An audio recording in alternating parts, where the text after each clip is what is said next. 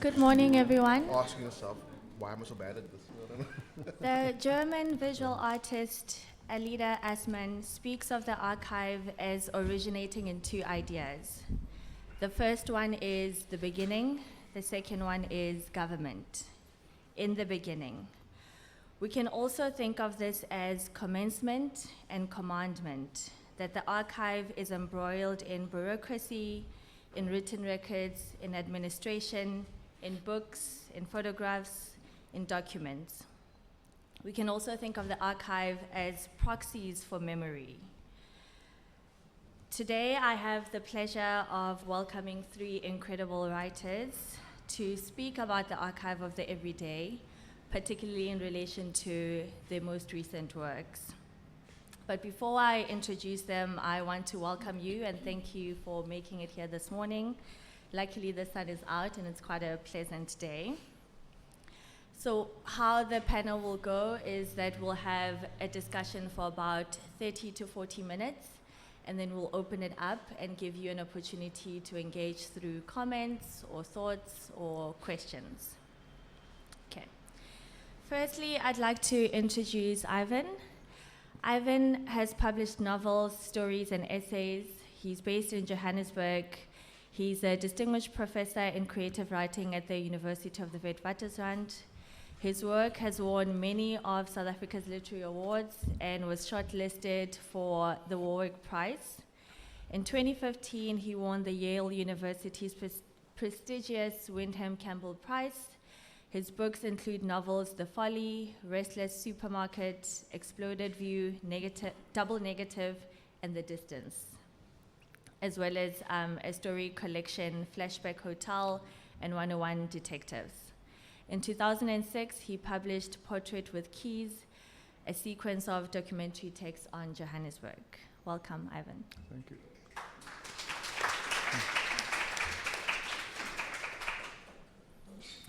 Next up, I'll go to Nathan, who is a Cape Townian-born, now Makanda-based poet, cartoonist, and author. His debut collection, Chokers and Survivors, received the ATKV World Feather in 2014, and he was awarded the Ingredienta Prize, I think in that year as well. In 2018, his translation of a children's book by award-winning American author Jason Reynolds appeared under the title Longpad Onordut.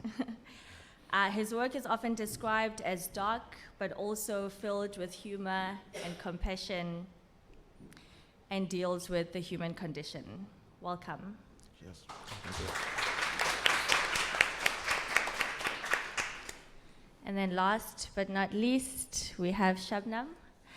Shubnum is a South African author and artist. Her first novel, Onion Tears, which was published in 2011, was shortlisted for the Penguin Prize for African Writing and the University of Johannesburg Debut Fiction Prize. Her writing has also appeared in the New York Times, in the Huffington Post, Oprah Magazine, the Sunday Times, Mary Claire, and others. She has a degree in media studies and a master's in English from the University of KwaZulu-Natal, and her essay collection, How I Accidentally Became a Global Stock Photo, was published in South Africa and in India in 2021. Welcome, Shubnum.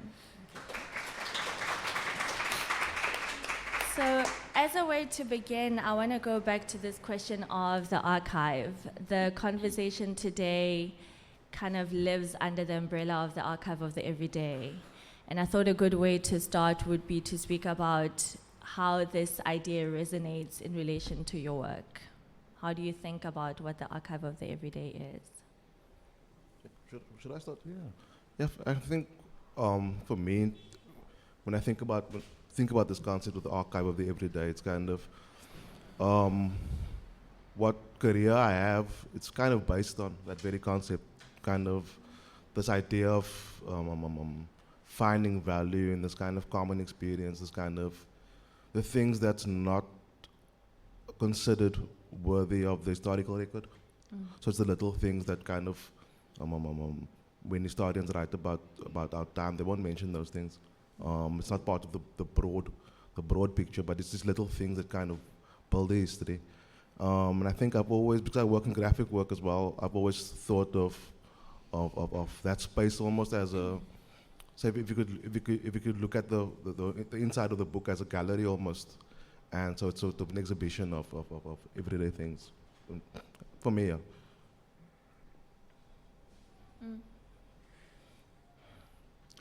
I'll follow on from that. I think can't imagine my work without some sense of archiving or collecting as the basis of it.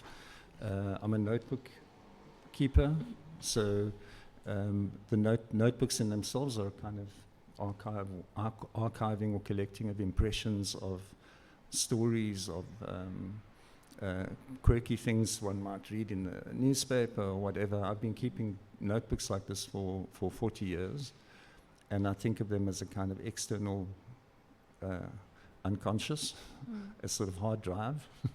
And I go back to those notes a lot, and that sense of returning to collections of things has been built into my working process.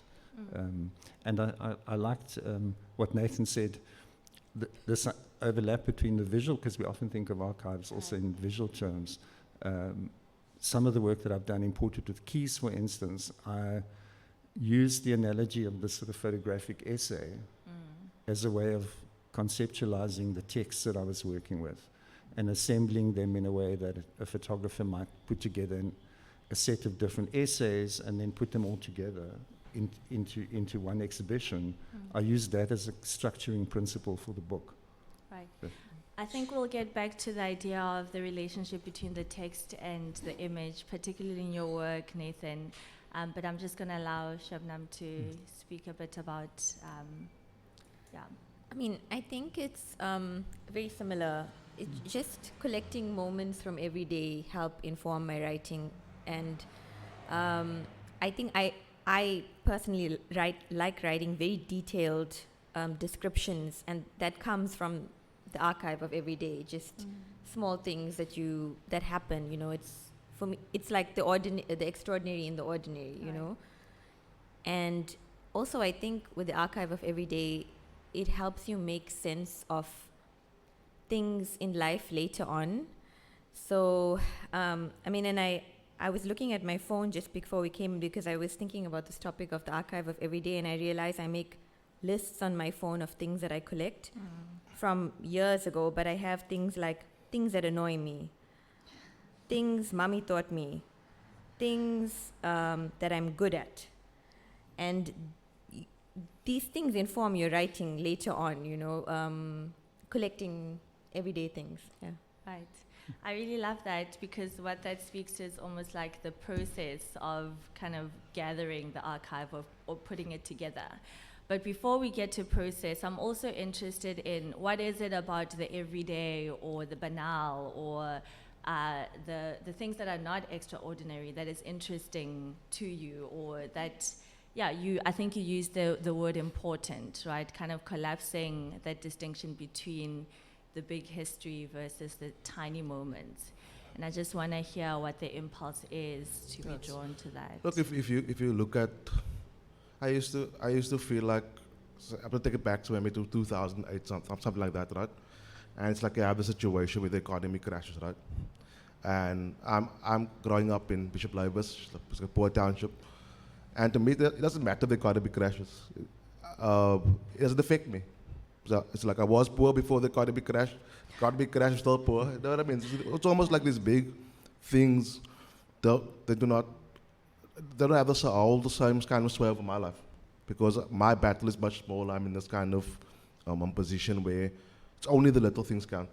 It's only kind of so if it was dollars and cents, it's just my life is just cents. No, it's kind of my whole kind of existence revolves around that.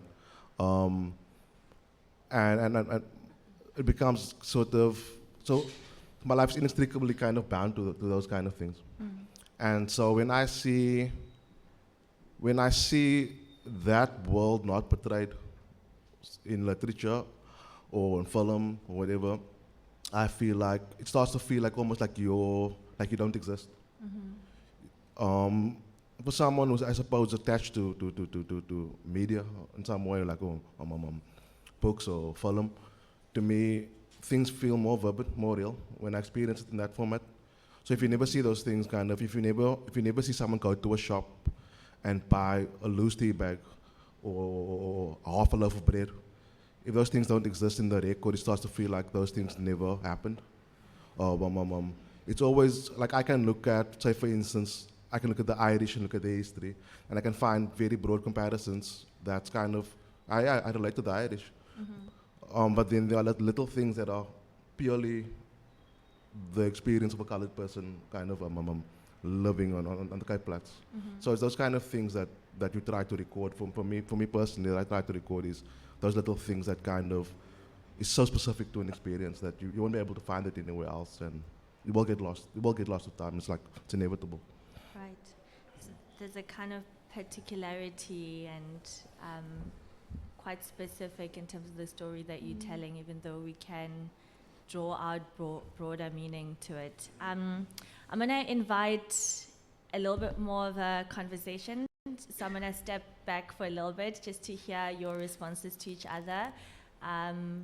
Is there kind of resonance to what Nathan is saying and how you think about your work?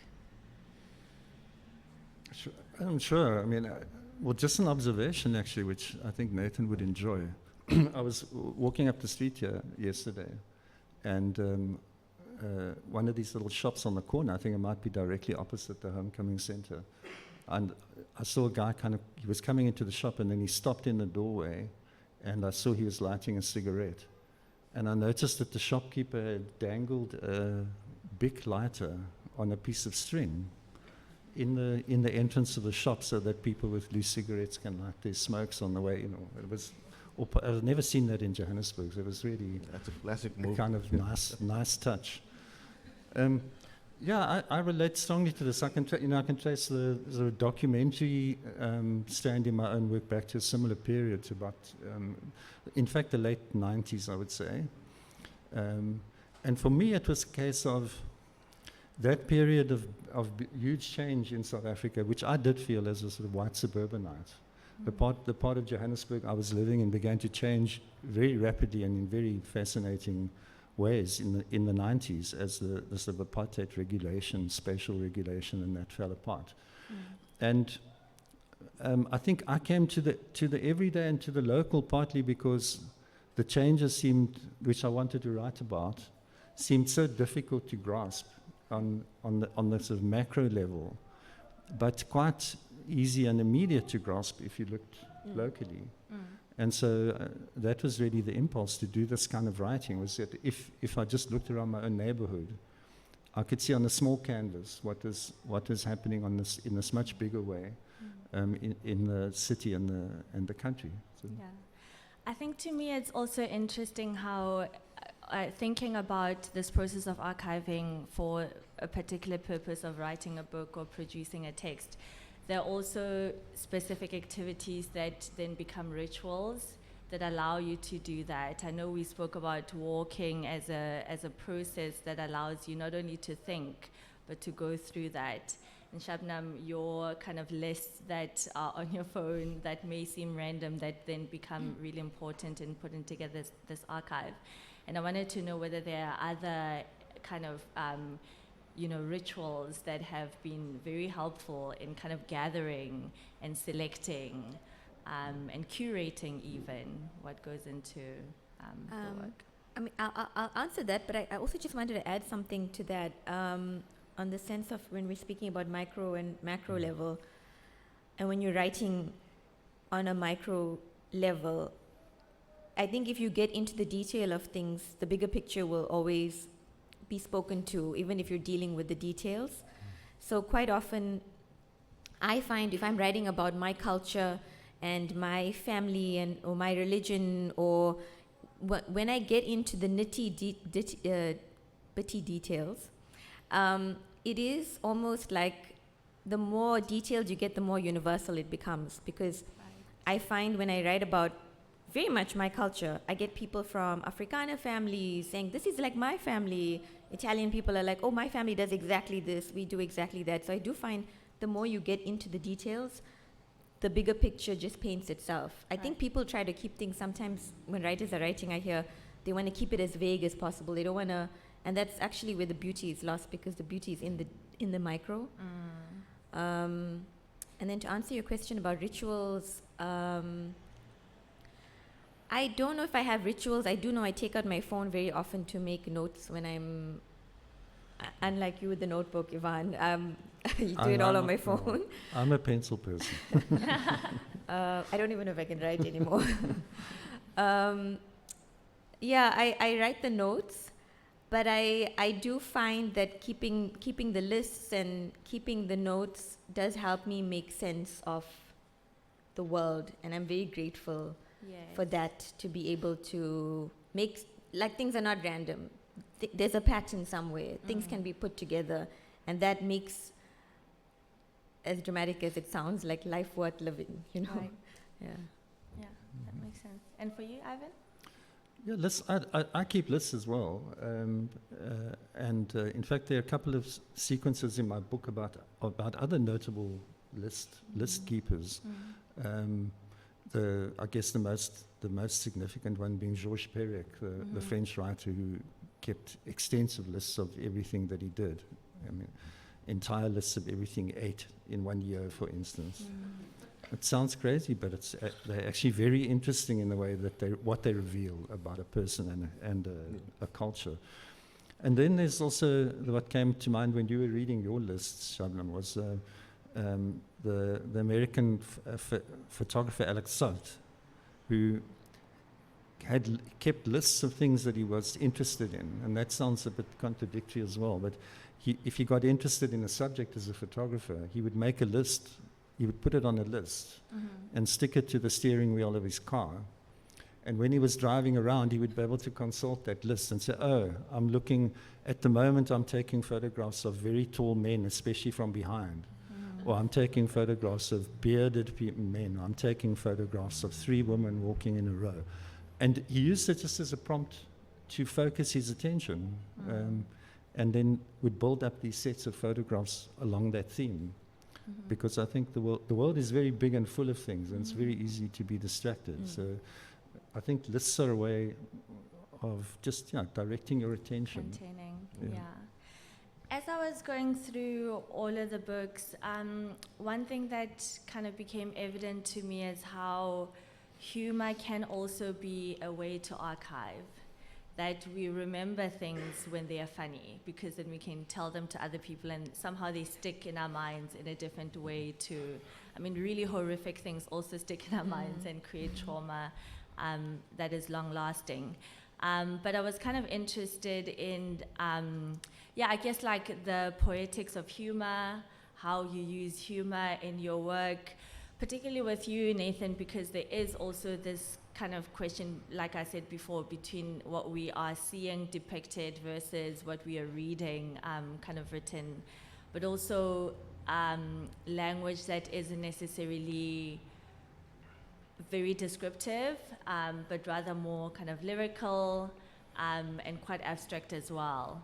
So I wanted to kind of find this relationship between humor and how you use it in your work. So it's interesting, kind of. I think it's also interesting how it kind of relates to what's been said now. Is that, I don't have the capacity to make notes or lists. When I have a fantasy of doing that, this fantasy of being organized. So every project starts that way. It's like just kind of a list of things I'm going to do that I never do it. So it's always this chaotic mess.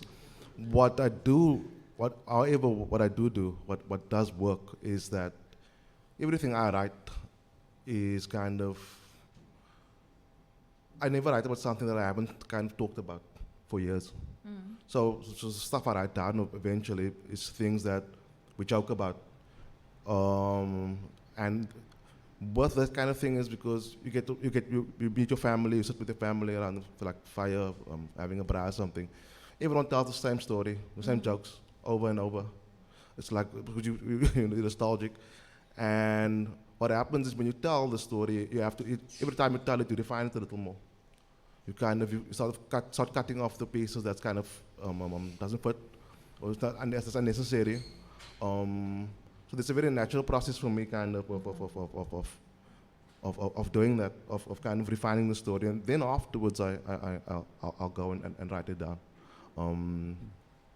Or just in terms of rituals, I found that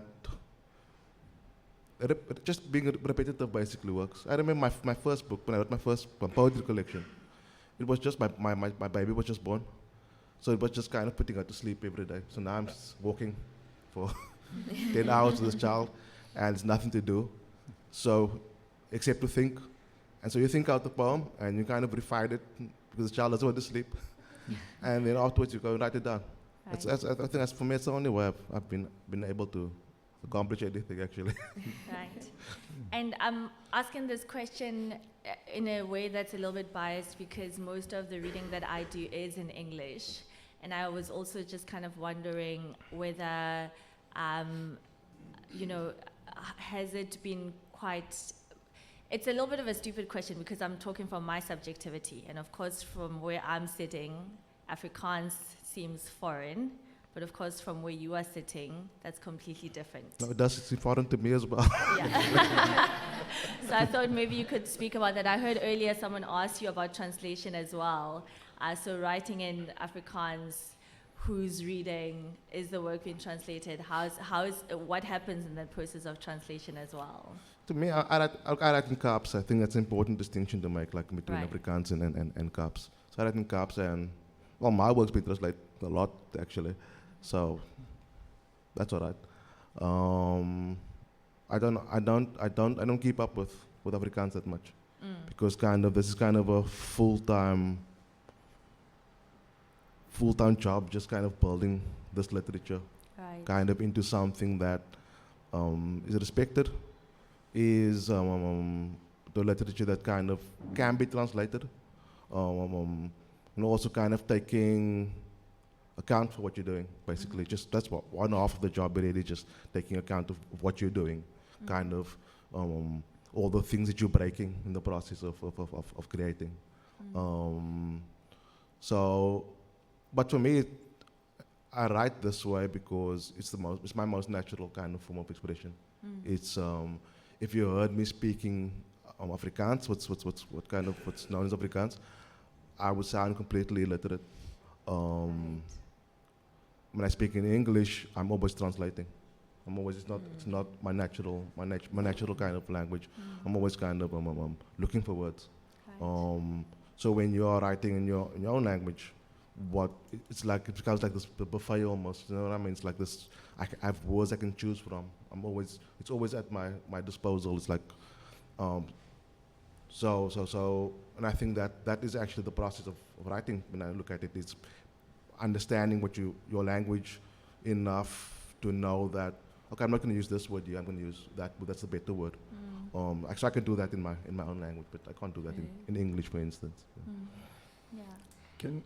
We're swerving into language politics. I don't know if it's a good idea, but I was talking to some friends of mine about your new book, and the question came up of to what extent the orthography, the spelling, the writing down of cards has been formalized, and whether that's even happening. Is that a good thing? Is that part of what you're interested in doing, in beginning to write like this, is to also arrive at a kind of definitive versions of how things are done or not? And I was just fascinated by that question. Yeah.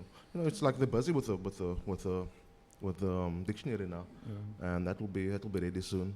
Whether you want that or not is, I think, it's kind of irrelevant to me, in the sense where you have to grow up. It's not just about what you want. Like me, ideally, as with youth, like you want freedom.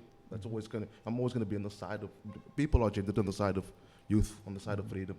But for the language to mature, it has to become formalized. Like whether I can't stand in the way of that happening.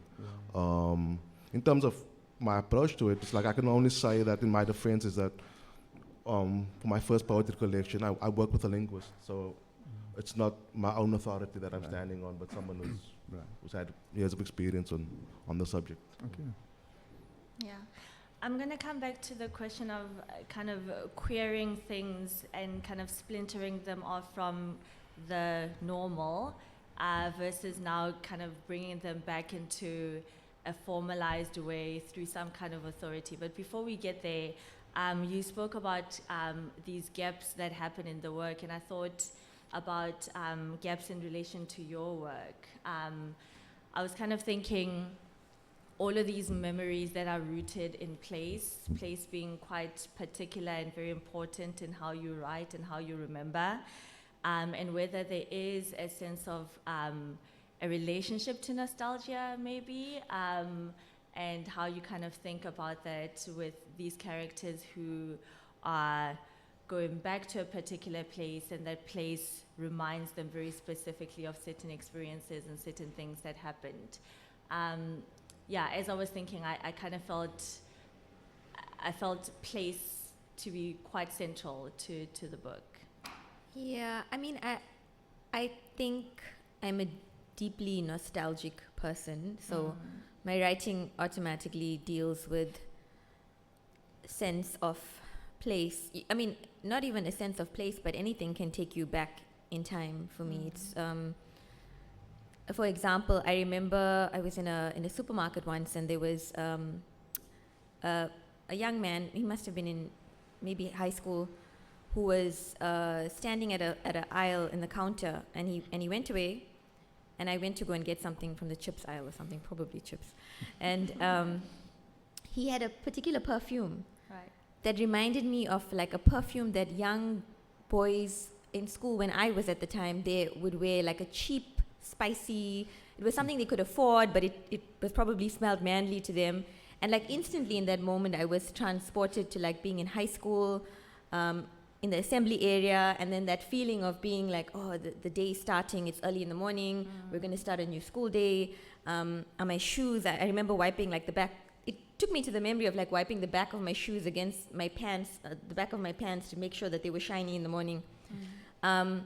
So I'm deeply interested in those things that take you back. And it's a smell. There was somebody was using a hand cream, and I was like, that smells like Canada. I don't know what that means, but it's interesting how things can take you back. So just in terms of that question of nostalgia, I'm always interested in knowing how you can move from a moment, in an instant, into another place. It's like time travel, really, just for that moment. And that's what I try to do with the book, with place and smell and memory, and we're not always here and now, we're everywhere, you know. Yeah. I love that the smell also becomes a way of like archiving, because then you kind of thinking it allows you to retrieve and whole histories. I think if you think of even smells as like living things, there's a scene in the book where there's old smells in the roof, and then the younger smells are coming up, and the old smells are like, oh, these younger smells, they think they're so like jaunty and young, and we want to stay away from them. But I think if you can start thinking of those things as living things, it changes the way you write about things and think about things. Right, I love that. And connected to you, Ivan, place, you're very good at kind of mapping things out, either through taking the reader on a walk with you, and we seeing all of these markers of Johannesburg, and they become very vivid. And I was kind of wondering, maybe that in relation to time, particularly because we're thinking pre-COVID, but we're also thinking rooted in the time of lockdowns and how people's relationship to place changes because of that. And I wanted to kind of hear your thoughts around thinking about place through time, kind of the Johannesburg that you were thinking about. I think you said parts of the book you thought about 10 years ago, or had started kind of writing the nuggets of 10 years ago versus seeing it now and then reading it, a couple of years later even. Yeah, there's a lot in that question and comment. Place is important to me for some of the same reasons that Shubnum's talking about, the way in which one's memories are lodged somehow in place. We were talking about this in the panel yesterday. I'm fascinated by that idea, that very strong association between memory and certain places, how to the extent that it feels that the memory resides there in that place somehow. And that becomes complicated in a society that's changing rapidly, or that's subject to the kind of destructions that South Africa has endured. So yeah, I walk, to link it to your question about walking, I walk often to try and understand what's there, to try and place myself, orient myself. And one of the mainsprings of this book is a move from one part of Johannesburg, where I lived for a very long time, to a new suburb, and beginning to think inevitably about the differences between the two parts of the city. And that led me to a kind of comparison in the book between where I was living before and where I ended up living. And that's where the archive comes in again, because when I directed my attention to my old neighborhood, I had pieces of writing which went back, 15, nearly 20 years, about that neighborhood, which I'd started as an essay or a story and never finished. So I was able to retrieve those pieces of writing and build them into this book. And you're right, it is a way of building the passage of time into the text itself. I go back to that earlier writing as almost as if it was written by someone else, because my own perspectives have changed and my own positioning has changed. And so, yeah, it's a way of building historical change and so on into the text, through the text itself, rather than commenting on it. Right. Before I open it up, I was actually quite hesitant when I first saw the title of the panel, The Archive of the Everyday, because immediately for me, it kind of took me back to this idea of, I think it might have been Mbembe who spoke about the archive fever, kind of all of these conversations around archiving and histories and congregating. And that's why I started with that quote of thinking about the beginning and thinking about commandment. And I was very uncomfortable with, I think when we had our conversation, I asked you as well, kind of framing your work through this lens of archiving or the archive. And so maybe before we open it up, do you have some kind of thoughts on how you're thinking about that word in particular and its implications, particularly in relation to your own work? Well, I think for me, in almost the most literal sense possible, I feel that's what I'm doing. Is I'm creating an archive. I'm trying to look, even for me, even my own memories. It's kind of, I'm so jealous. Like I would say, it's like, no, I go back to this text that I wrote 15 years ago. Like I have no text like that. But if I do, it's like shit. I read it now. It's used. I can't use this. I can't use this. So the reason I didn't put it in the book. But to me, it's kind of, I always feel like my memory is a day years old. It's like I can't remember anything. And then sometimes I have to kind of look at my own work to remember my own experiences. Or sometimes you have that experience where you smell something or you experience something, then it all comes wholesale to you. And I always feel like, so it's a kind of, to me, it's this kind of objects that I'm creating for myself so that I don't lose contact with myself or with my past selves. So it's an archive for myself, archive for others who relate to my work. Yeah. I didn't understand the title when I got it. Yes. But it has opened up in a beautiful way when we had the discussion and even now. And and it just makes me think, all writers are archivists of the everyday. And that makes so much sense. And I'm glad that that they are doing it. Yeah. Right. Yeah, I don't have much to add. I think that, I think what you were getting at in your initial comment is that it's sort of been that the term itself has been somewhat over-theorized or overused, to the point that any collection of anything is now an archive. So I've had the experience of someone saying to me, as an editor, someone saying, I have an archive of letters that my mother wrote to my father, and it's sort of 10 letters. And my impulse is to say it's not an archive of letters, it's just the letters that your mother wrote to your father, right? So there's something about something making it sound a little grander perhaps than it is.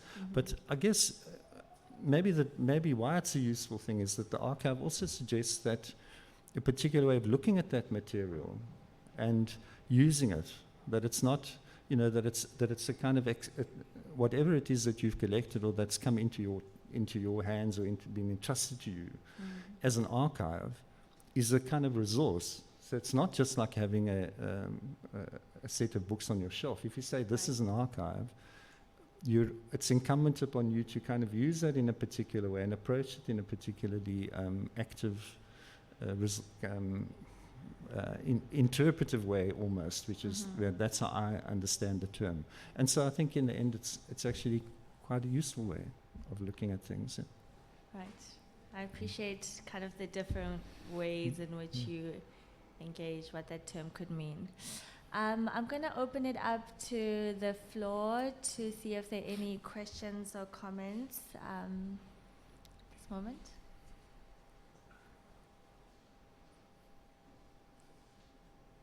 Yeah. Question for Nathan. Yes. What about now? Made it feel like it was the right time to write the book that you have just written? The subject matter and now?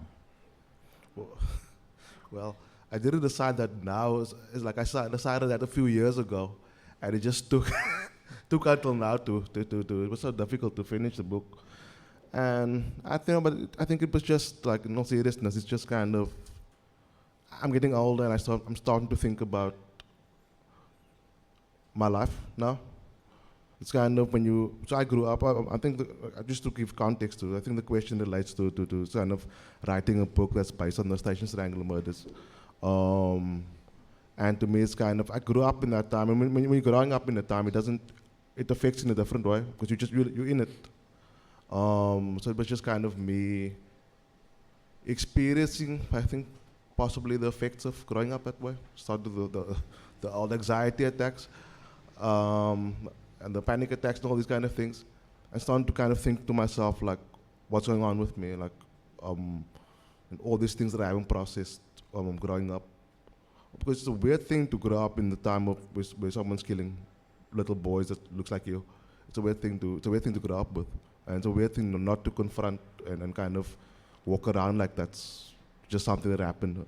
So I felt like I should write about that. I should kind of reflect on it. And also, to bring it actually into this theme, it's also kind of to say that it's part of my archive. It's part of saying that this happened, and this is that time as I recall it. Yeah.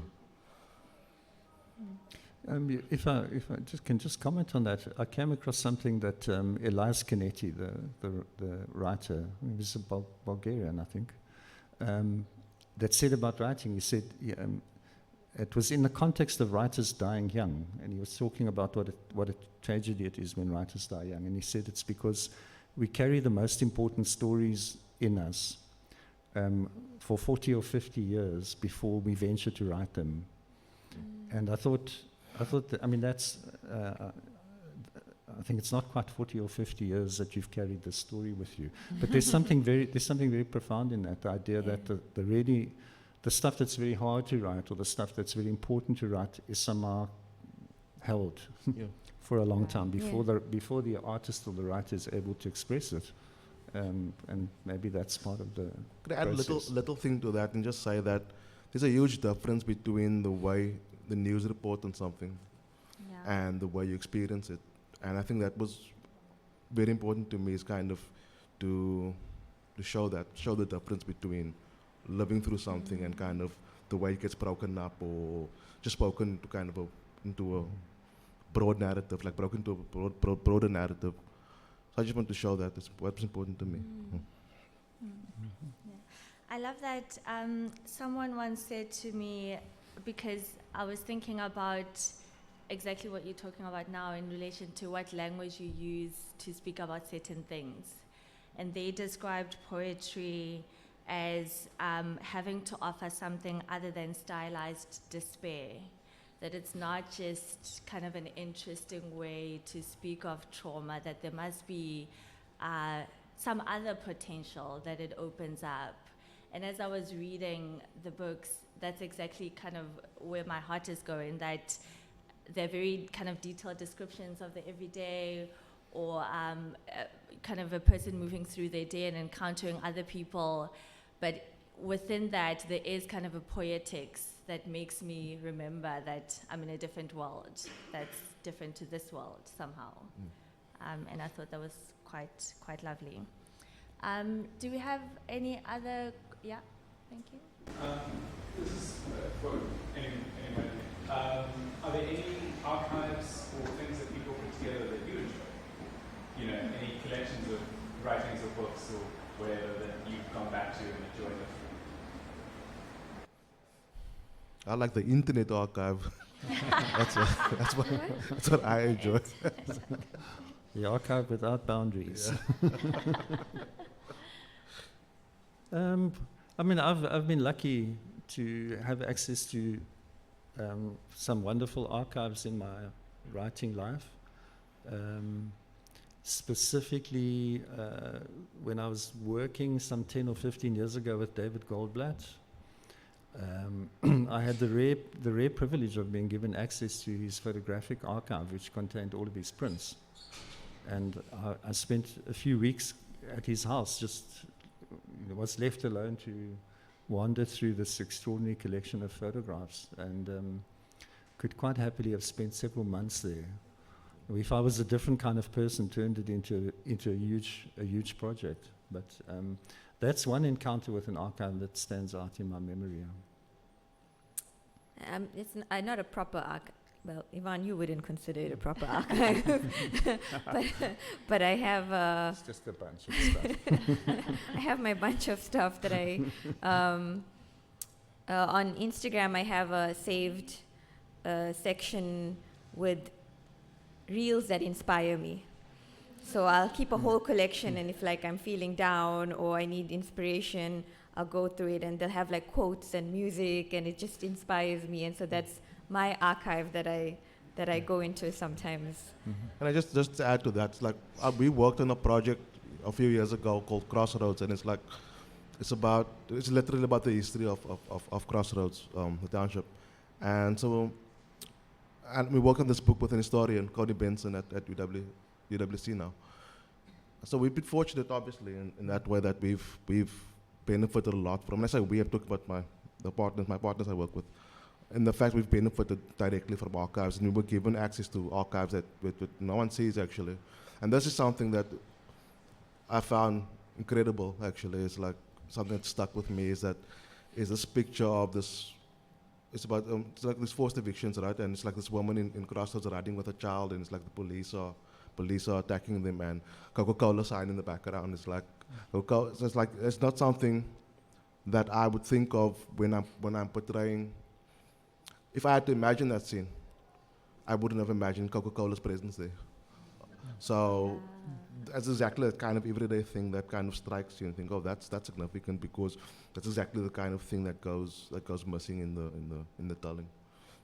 Yeah, and you know, with granted the importance of a digital archive and the internet as an incredible resource in itself, the importance of a physical archive is also becoming clearer, I think, precisely as things move onto digital platforms. So I was just thinking of that extraordinary book that Jacob Glamini published a few years ago called The Terrorist Album, where he found these massive albums that the security police used in the apartheid years to keep track of activists. And I think by the time he laid his hands on one of these things, there had at some point been hundreds of them scattered around police stations around South Africa, and they had all been destroyed. The police destroyed them all before they could become public, but only one or two of them survived. And he wrote an extraordinary book about the meaning of those photographs. And it's one of the moving things about it is that without the existence of those handful of physical objects that somebody kept, that entire history would have disappeared. There's another question there. Yeah, I'm interested. Everyone, all of you have spoken quite a lot about ordinary, the mundane, everyday, and how that has found its way into your writing. I mean, just a question about, the ordinary, the everyday, the mundane. For most of us, is very boring. If we were just reading your shopping list and what you put in the washing machine for laundry, we probably wouldn't get past page 5. So my question is, what do you think it is that sort of lifts the ordinary or the mundane from the level of being boring to the level of being really fascinating and can keep us reading to the end of the book and make us think about how important every day is. So what do you think it is that helps bring the mundane into a novel, into an article, into something that can keep the audience hooked and entertained and make them think about their own life? I've just been thinking about my own work in terms of your question that you're asking, is that I've been recording a lot. I live with my parents, and I realize now as I'm getting older that it's actually a very special thing and that it's brief. And I've been trying to record like my conversations with them, my everyday interactions with them, just the daily living of living with them, which is quite boring actually. But I've been writing these pieces about living the daily life with them. And sometimes I can see the pieces doesn't mean anything, Okay, for my own memory's sake, it's good and I'll keep it. But in terms of like other people reading it, quite often I find if I just, with editing and moving around, I see a certain quality of magic in it, and I pull that out. I try to find, there's a story my mother always tells about how, we tell in our family the story about my mother phoned the man who sells chickens, and she said, "Hello, is that the chicken?" And we all laugh, and we tell the story for years later that my mother said, "Hello, is that the chicken?" And it's a normal, stupid story, but if I write it in the right way, this is like the story of our family, how my mother phoned and said, "Hello, is that the chicken?" And so you just gotta find in that ordinary moment that line or that thing that pulls it out and pulls the whole thing together and makes that ordinary moment a magic moment. Yeah, I mean that's how I'm seeing it. Yeah, to me, it's kind of the way I perceive the everyday is kind of I don't go around generally eating onions, right? Like just for meals, but you can't make food without onions. You know what I mean? If you want to taste good in any case. So it kind of, to me, the everyday is that thing that kind of underlies everything else. Kind of, you build your story upon the everyday. It's not just kind of showing a list. Although to me it's kind of its own kind of interest to me. It's just kind of seeing people. I always sometimes I teach and I tell my students, just make lists of what you see every single day. Because when you actually sit down and write, you won't remember anything. You'll be like, what does a shop look like inside? You won't remember these things. It's just everything evades you when you're writing.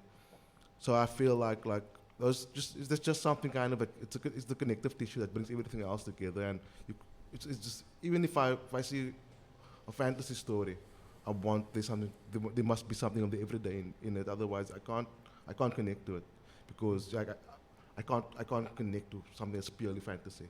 Yeah, something like that. Yeah. I also just wonder if other people's stories are just inherently more interesting, that if we were all writing our own diaries and reading them versus reading your very boring diary, to me it's fascinating. I think personally that's why I enjoy people watching. They're not doing anything, but it's so interesting just because it's another human being. So I wonder if maybe that's also part of it. I think we had one question right at the back, and then we'll come to you.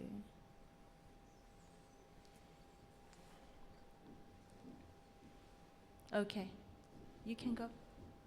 It's just a question, and first ask it to know, try and explain why I'm asking.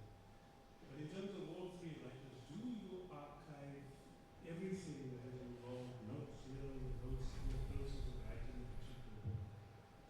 The reason I'm asking that is because I was just listening to Nathan describing rocking his baby while writing. I'm going back to that poem to look at what meaning that, how that relates, how that involved in creating that particular poem.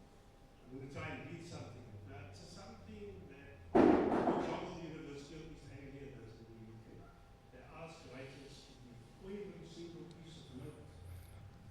We try and add a little bit about what they did when they created this particular work, and it becomes part of teaching how that author created that particular work. And I'm wondering if it's something you people do from the same type of point of view as just notes that are destroyed, or the bibliography lies in the file somewhere, and eventually nobody wants to look at it, because that's also an essential part of how we create it. Do you do that? This is difficult. I think, look, when I work and once a project is done, and it's published, the urge to delete becomes very strong. It's like I never want to see this thing ever again. I'm not interested in the process. I don't want to talk about it. It's like I was the kid who, at the end of the year, I always threw my books away.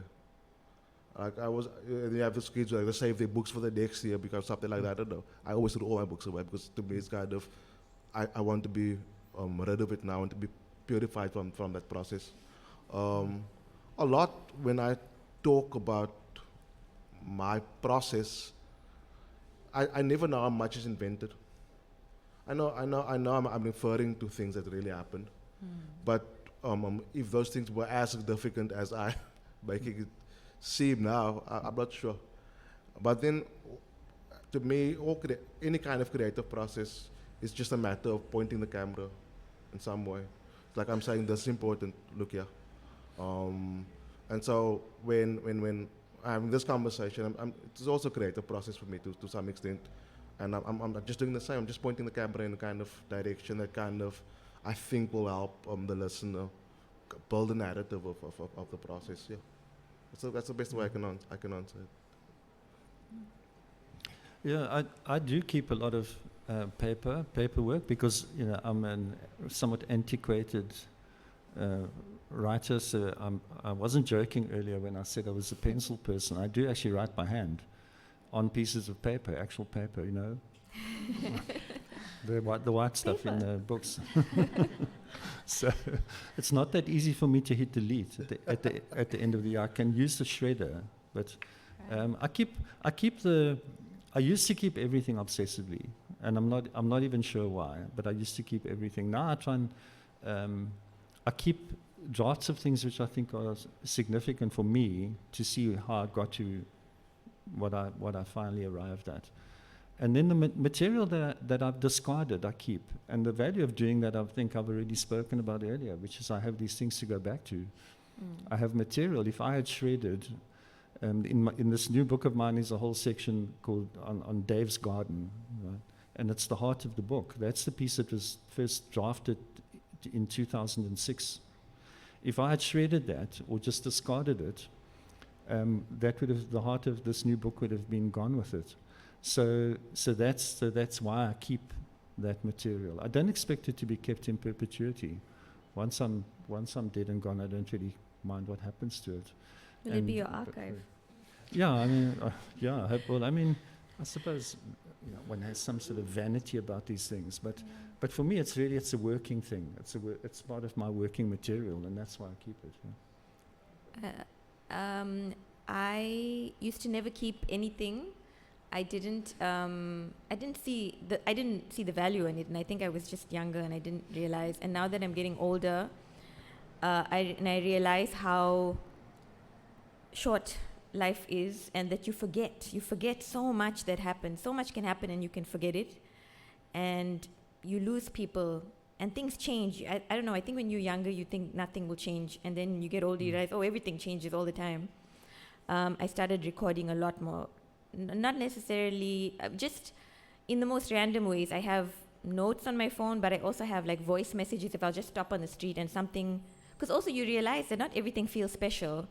Certain times, something you feel connected to it, or you feel a moment, or you know, I was underneath the tree and the leaves were falling and it reminded me of something, and I just took out my phone, and I like this idea that I can just give myself a memo and say, remember this moment on this date, this happened, and you felt like this. And that's part of what I collect also. And otherwise, time just goes, and you don't have a record of what happened. I hope you're backing up that phone. And I have it on an iCloud because I'm so worried. There's so much of stuff in it now. I back it up. I have, okay, there's one, okay. I was under strict instructions not to go over time. So I'll take one last question, and hopefully it's a brief one. Brief. So an archive takes information and puts it in order according to some purpose. Terrorist album or gold dust and other things. Then it gets frozen in time. When you then encounter the archive, how does that relationship with time then feed back into your work?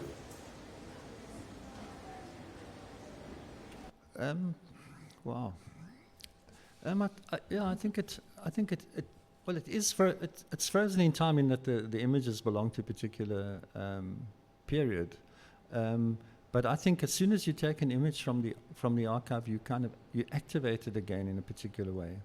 So that was my experience with working with David, because I was working in Johannesburg and trying to write a novel that was about a photographer. So many of the images still seemed alive in the world, and that I know that's a slightly paradoxical idea, but I didn't have the feeling that I was dealing with inert, frozen images at all. They felt very vital once I took them back into the world and started to recontextualize them as material for the imagination. So I think maybe I haven't thought this through in any detail, but maybe that is what one of the values of the archive is, that it feeds back into the present in a way, and it feeds in not as inert material, but as something new that's being revitalized again and reimagined in the present, something like a memory, I suppose, in the way that just one's memory works, that every time you activate a memory, you're kind of reconstructing it and reimagining it. I think archival material works like that too. I think you can look at it almost like that song that you hear all the time and you don't care about it, and then the girl breaks your heart and suddenly the song becomes very significant. It's a bit like that, I think. Yeah. I wonder if there isn't a negative, whether we can think of like the negative of the archive, all the things that you deliberately shred and what they could have been, and the things that you deliberately choose not to voice note or to capture. Maybe that can be our next panel. Oh my goodness. Okay, that's the last question, and then we'll close. Thank you. Last year there was a GoFundMe campaign that was started by the Nkgopoleng Memorial Library for Busy Heads archive because they needed to digitize it. And one of the things was the paper was obviously losing its quality, and some of the archive was on cassettes and things like that we're no longer using. Now everything's becoming digitized, and obviously we're of this era. But what do you think that the archive will look like or represent? I mean, we're in this current era, but then the technology is going to keep changing, and things that are archived on paper, for instance, are just going to lose they're going to depreciate, over time. So what do you think the archive could be like in the future? Thank you. Well, I think most archives are evolving into digital formats. I think that's inevitable, and it's a good thing too, because of what you're saying. I remember, in fact, the project that you're talking about with Bessie Head's material. I mean, that kind of stuff has to be digitized. But I guess I I think I have an attachment to the material object, and I think it's it has a value because it's material, because it's actually physical. I think there's something there that gets lost in the process of digitization. Maybe as digital technologies improve, that will also, the gap between the physical object and the digital one will narrow.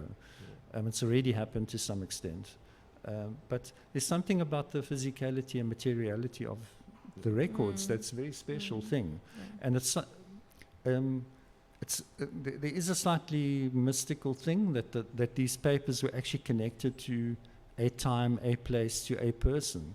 If you're dealing with one of Bessie Head's manuscripts that she hand wrote on, she held that paper, she held the pen and that wrote the words. So there's a connection, there's an intimate connection there, which I think is important. It does make the past more real somehow also. It brings it more alive in a way. I think it would be good to have some kind of combination of those. That hopefully there still will be, facilities and institutions that archive material records as well. I think when we become digital beings, we'll be more comfortable with the digital. I think Sure. while we are, I think you want your information to be of the same material as you are. So I think something like that. Exactly. I think that's a beautiful note to finish on, the Archive of the Future. Thank you so much for joining us this morning. Thank you so much, the brilliant writers and panelists.